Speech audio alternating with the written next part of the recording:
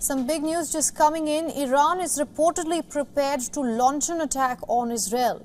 Senior US officials have said that Iran, in all likelihood, will attack Israel before the weekend. And that strike may also happen as soon as tonight. According to reports in Israeli media, Iran can launch missiles and drones today. The situation is clearly tense.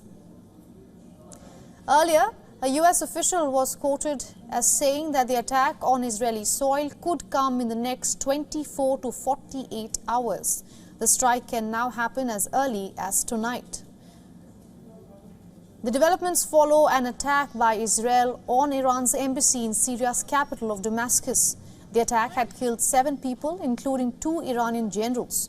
Following the deadly attack, Iran's supreme leader, Ayatollah Khamenei, had on Wednesday vowed to quote-unquote punish Israel.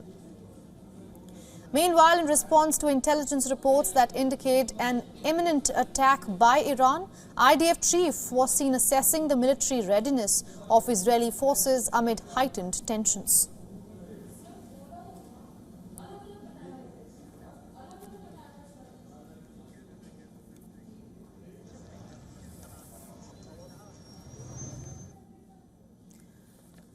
Now, for more on this, our correspondent Susan Teherani is joining us live from New York. Susan, what are you hearing from Washington at this moment? Yeah, in a sign of how serious this issue is, we did learn that the commander of the U.S. Central Command moved up his trip to Israel to meet in person with IDF forces. We're also learning that the Defense Department is moving additional assets to the Middle East region to bolster regional deterrence efforts and increase force protection for U.S. forces. Now, it's important to note that these intelligence don't include an attack by Iran on U.S. forces. However, there is still concern because likely these attacks will be carried out, if they do, by Iranian proxies, and Tehran doesn't have complete control and command over these proxies, so U.S. troops may be caught in a fire as well. But we do know that President Biden is constantly being briefed. We also know that the United States has told its personnel at embassies in Israel to not move, for residents and U.S. nationals to not move or travel away from Tel Aviv or Jerusalem. Right. Susan, U.S. has also urged Iran through back channels, of course, to restrain from an attack. Could you detail these diplomatic relays in West Asia that's going on at the moment? Yeah, U.S. Secretary of State Anthony Blinken has been in constant conversation not only with his Chinese and Saudi counterparts, but also his Turkish counterparts as well. We do know that Saudi Arabia recently reestablished diplomatic ties with Iran. Also, Turkey is a strong ally of Iran. And then, of course, China and Iran have grown closer together since the United States has imposed those sanctions against Iran for the last few years. So, you know, to see whether or not Tehran would respond to these mediation efforts or not is one thing. But another thing is we have seen time and again that Iran hasn't directly planned to attack Israel or the United States in fear of a wider regional war and in fear that Israel would retaliate directly against Iran. So it seems that the intelligence that the United States and Israel have is that these attacks would be carried out by Iranian proxies. Nonetheless, it's concerning. It's the tense it's ever been in the last maybe few decades. And U.S. officials are concerned. All right, Susan, thank you for getting us all those updates from New York. Obviously, whenever developments happen, we will be coming back to you.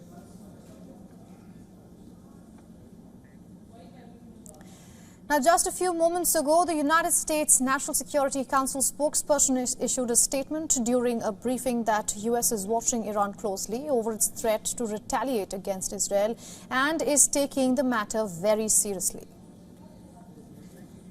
I would just say that we're watching this very, very closely.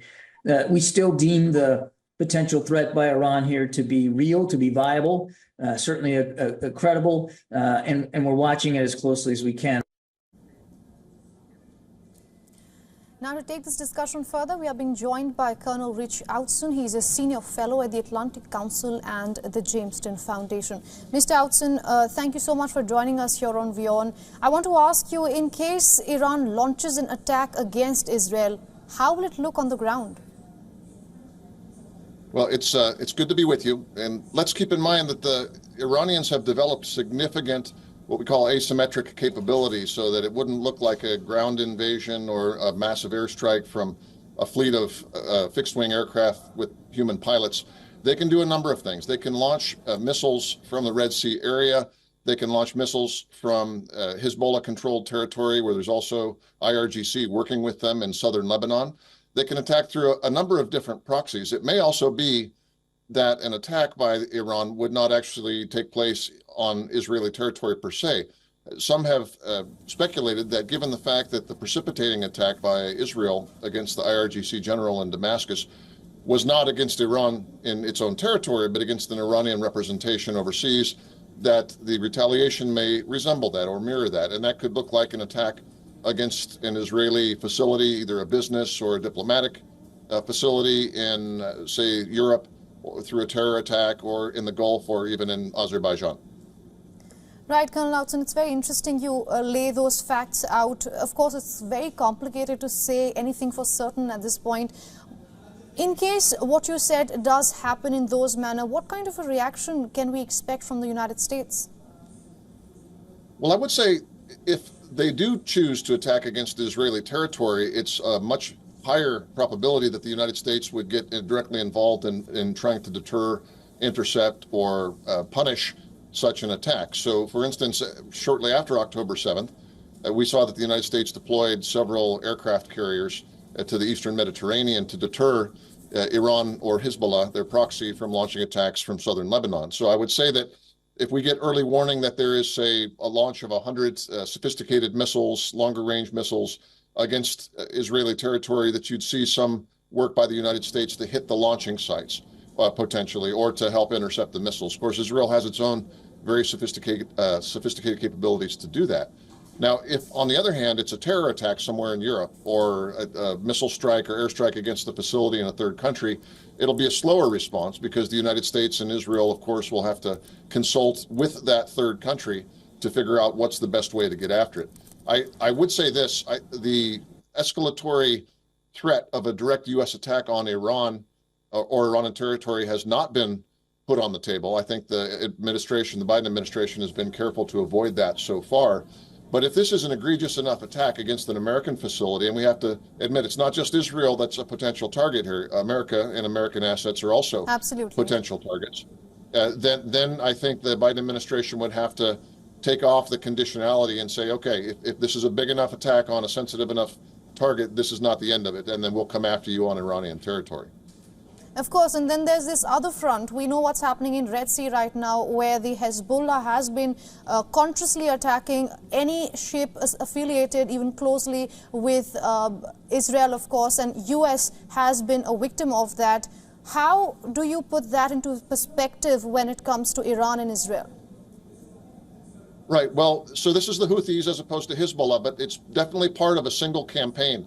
The way I view it, and I'm not original in this thinking, but I subscribe to this thinking, is that Iran is actually fighting against Israel already on 4 or 5 different fronts. One of them happens to be with small-scale attacks from southern Lebanon via Hezbollah. One is through its arming and equipping. And by the way, it's not just the Iranians that have done it. North Korea and others have helped with Hamas's tunnel project in Gaza. The technology is the same, and there's evidence of people having gone in from North Korea to help with that. That's another lobe. And then the Houthis, with their attacks against Western shipping and Israeli interests in the Red Sea, is just one more front in this war. So what we see is a multi-front hybrid form of warfare.